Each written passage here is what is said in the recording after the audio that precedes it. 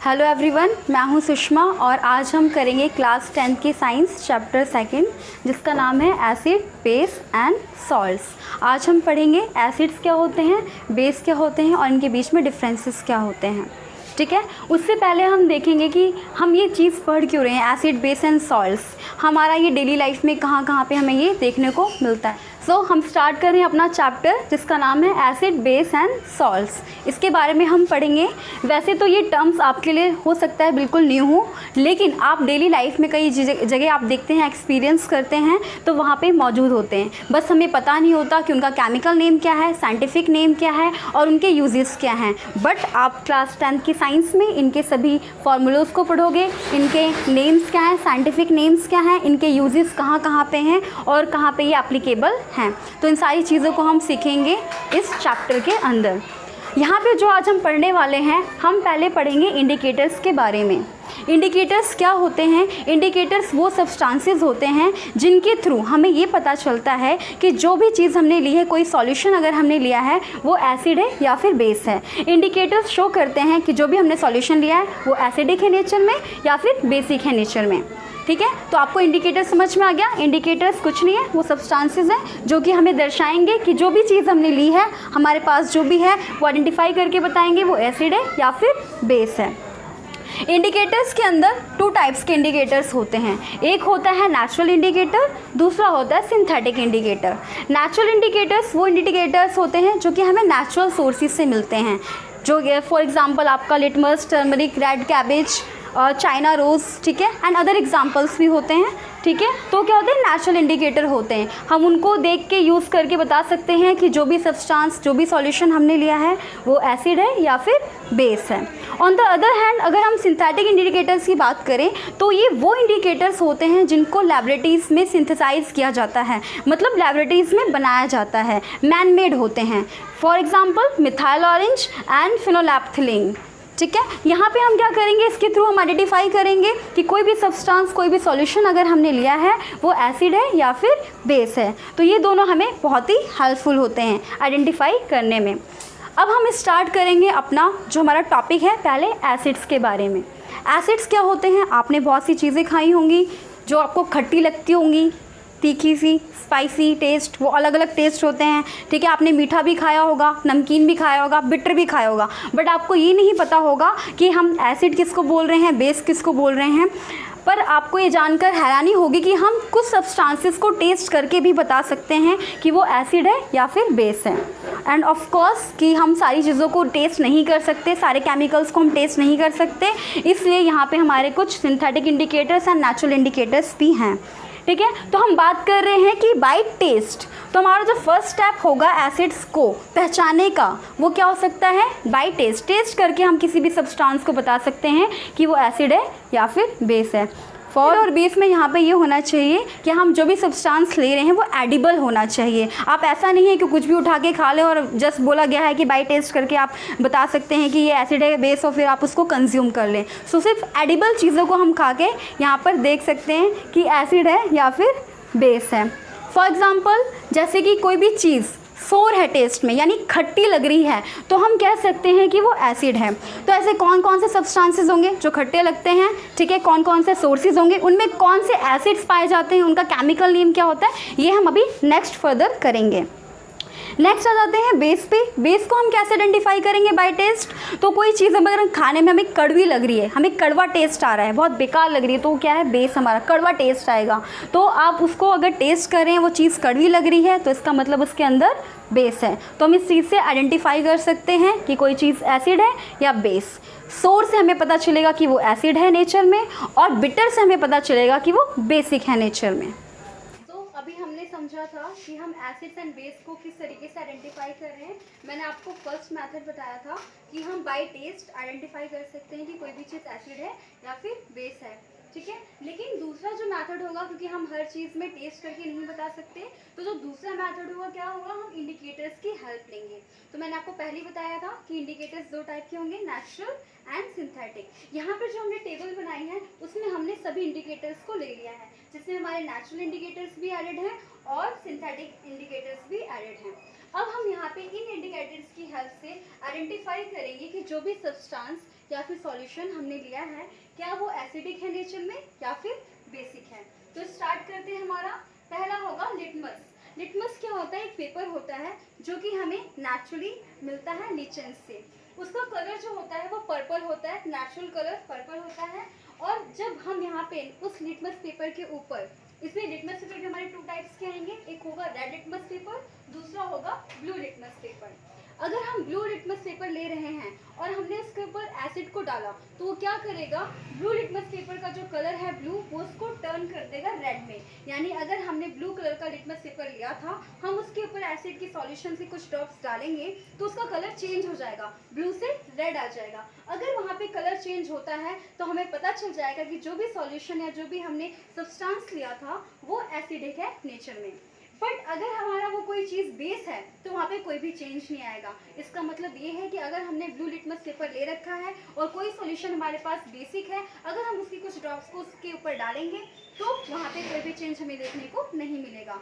तो ये पहला स्टेप आप मान सकते हैं। दूसरे टाइप का होता है हमारा red litmus paper. Red litmus paper में क्या होगा? उसका अपोजिट होगा। इसमें क्या होगा? ये रेड को क्या कर देगा? ब्लू कर देगा। बट किसके केस में? बेस के केस में। एसिड के केस में यहाँ पे हमें कोई चेंज देखने को नहीं मिलेगा। सो फर्स्ट स्टेप हमारा क्या था? Bye test. सेकेंड स्टेप क्या है? Through litmus paper. Litmus paper में भी हमारे 2 टाइप्स के लिटमस पेपर हैं। एक हमारा रेड लिटमस पेपर है, दूसरा हमारा ब्लू लिटमस पेपर है।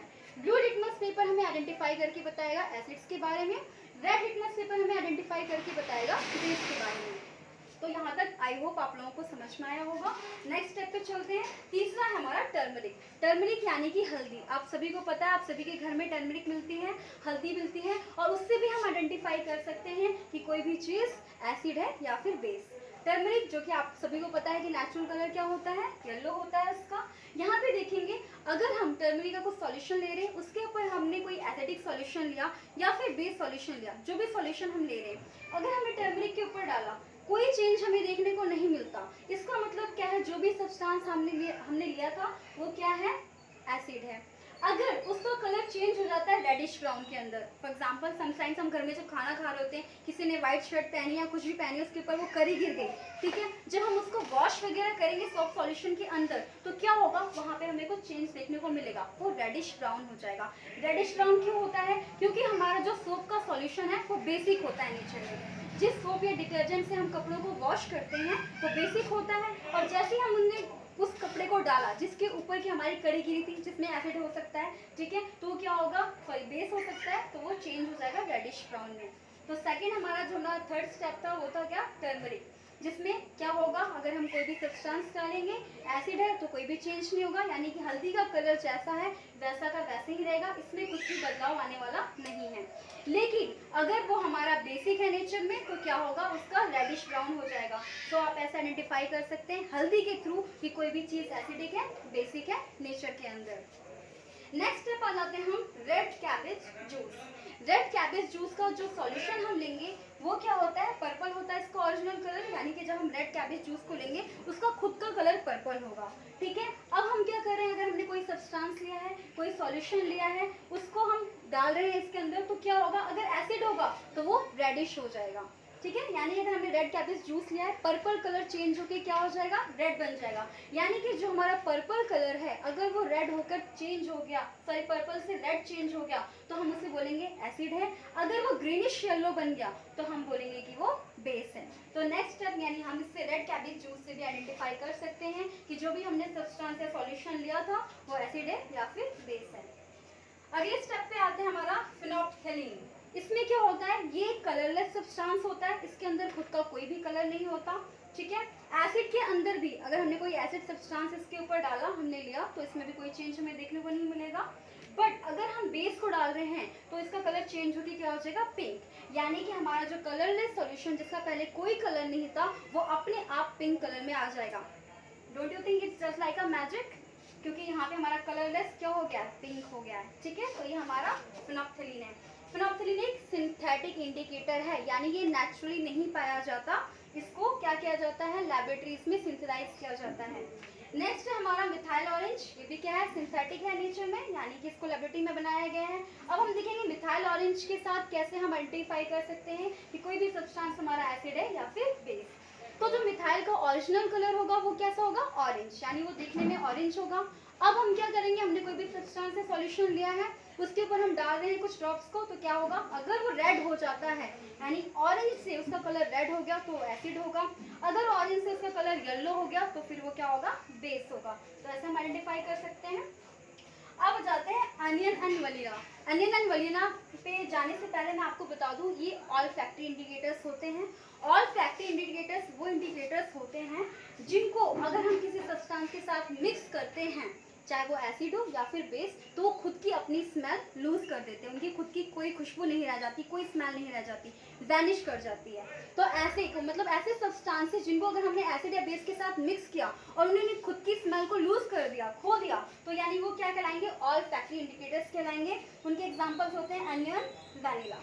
ठीक है, तो हम आ जाते हैं अनियन में। अनियन में हम कैसे आइडेंटिफाई करेंगे, एक प्याज के थ्रू हम कैसे आइडेंटिफाई कर सकते हैं कोई भी एसिड है या फिर बेस है। तो ऑब्वियस सी बात है, इसका खुद का कोई ओरिजिनल कलर तो होगा नहीं। यहाँ पे देखेंगे अगर एसिड होगा तो कोई भी चेंज हमें देखने को नहीं मिलेगा। हम अनियन का जूस लेके ट्राई करेंगे सॉल्यूशन बना के, डायरेक्टली हमें अनियन के ऊपर नहीं डालना। ठीक है, स्मेल वैनिशेस, क्या होगा, अगर यहाँ पे एसिड है तो कोई चेंज नहीं होगा, यानी कि आपके जो अनियन की स्मेल है वो एज इट इज रहने वाली है, उसमें कोई भी डिफरेंस हमें देखने को नहीं मिलेगा। बट अगर वो बेस हुआ तो उसकी स्मेल वैनिश हो जाएगी, यानी गायब हो जाएगी। तो अगर आप जैसे कि आप सब देखते हैं कि बहुत सारे प्रोडक्ट्स मिलते हैं, केमिकल प्रोडक्ट्स बनाए जाते हैं, ब्यूटी प्रोडक्ट्स बनाए जाते हैं, जिसमें कहा जाता है कि अनियन बहुत ही हेल्पफुल है फॉर एग्जांपल हेयर ग्रोथ के लिए। तो वहाँ पे जो प्रोडक्ट्स बन रहे हैं तो सबको स्मेल पसंद नहीं होती अनियन की। अब इस चीज़ में हम चाहते हैं कि अनियन की प्रॉपर्टीज़ भी आ जाएँ, उसके गुण भी आ जाएँ, लेकिन उसकी स्मेल भी ना रहे। तो क्या किया जा सकता है, उसमें अगर हम बेस को ऐड करेंगे तो उसकी स्मेल वैनिश हो जाएगी एंड जो उसकी प्रॉपर्टीज है वो एज इट इज काम करेंगी। तो ऐसे इस तरीके से केमिकल फैक्ट्रीज में जहाँ पे भी प्रोडक्शंस होते हैं वहाँ पे इसको यूज किया जा सकता है, यूटिलाइज किया जा सकता है। नेक्स्ट आते हैं हमारा वनीला एसेंस। ठीक है, जहाँ पे वनीला बहुत सारी पेस्ट्रीज़ में, हमारे खाने वाने बनाने में, काफ़ी जगह इसका यूज़ किया जाता है। तो इसमें क्या है, यहाँ पे भी इसका खुद का कुछ कलर होता नहीं है, ट्रांसपेरेंट है, इसका हमें कलर से कोई लेना देना नहीं है। आज जाते हैं क्या होगा, अगर ये एसिडिक हमने कोई सब्सटेंस लिया है, सॉल्यूशन लिया है और हम इसके ऊपर ड्रॉप डाल रहे हैं, तो क्या होगा, कोई भी चेंज देखने को नहीं मिलेगा। बट सेम केस जैसे हमने अनियन के अंदर देखा था, अगर हम कोई बेस लेंगे, कोई बेसिक चीज़ लेंगे और उसको एडअप करेंगे तो उसकी स्मेल वैनिश हो जाएगी, गायब हो जाएगी। ठीक है, तो हमने इस चार्ट के थ्रू क्या समझा, इंडिकेटर्स के थ्रू हमने समझा कि कोई भी सब्सटेंस या सॉल्यूशन हमने ले रखा है तो वो एसिड है या फिर बेस है, हम उसको आइडेंटिफाई करके बता सकते हैं। तो फर्स्ट जो हमारा टॉपिक था कि एसिड और बेस को हम आइडेंटिफाई कैसे करेंगे, पहला स्टेप था बाय टेस्ट, सेकेंड स्टेप था बाय इंडिकेटर्स। इंडिकेटर्स के अंदर भी हमने दो तरीके के पढ़े थे, नेचुरल, सिंथेटिक, एंड तीसरा आ जाएगा आपका ऑल फैक्ट्री इंडिकेटर्स, और जिसमें क्या क्या प्रॉपर्टीज होती है वो इस टेबल के थ्रू मैंने आप लोगों को अच्छे से समझा दिया। करेंगे। तो आज हमने चैप्टर में क्या पढ़ा, एसिड एंड बेस क्या होते हैं, उनको हम कैसे आइडेंटिफाई कर सकते हैं। पहला मेथड हमने पढ़ा था कि बाय टेस्ट, हम टेस्ट से पता लगा सकते हैं कि कोई भी चीज़ जो हमने सब्सटेंस लिया है, सॉल्यूशन लिया है, वो एसिड है या फिर बेस है। जो कि सोर होगा टेस्ट में तो एसिड होगा, बिटर होगा तो बेस होगा। फिर हमने फर्दर पढ़ा था कि इंडिकेटर्स क्या होते हैं, इंडिकेटर्स के थ्रू भी हम आइडेंटिफाई कर सकते हैं कि एसिड है या फिर बेस है। और यहाँ पे हमने टाइप्स ऑफ इंडिकेटर्स के बारे में पढ़ा कि कितने टाइप्स के होते हैं और उनकी प्रॉपर्टीज़ क्या होती है और वो कैसे शो करेंगे कि वो एसिड है या फिर बेस है नेचर के अंदर। अगली क्लास में हम पढ़ने वाले हैं कि एसिड्स की डेफिनेशंस क्या होती हैं, केमिकल प्रॉपर्टीज़ क्या होती हैं एसिड्स की, और सारी रिएक्शंस को हम वहाँ पे अच्छे से अंडरस्टैंड करेंगे और सीखेंगे। फर्दर जो हमारे टॉपिक्स रह गए हैं जैसे कि acid, properties of acid, definition of acid and chemical reactions of acid, वो हम नेक्स्ट क्लास में करेंगे। ओके।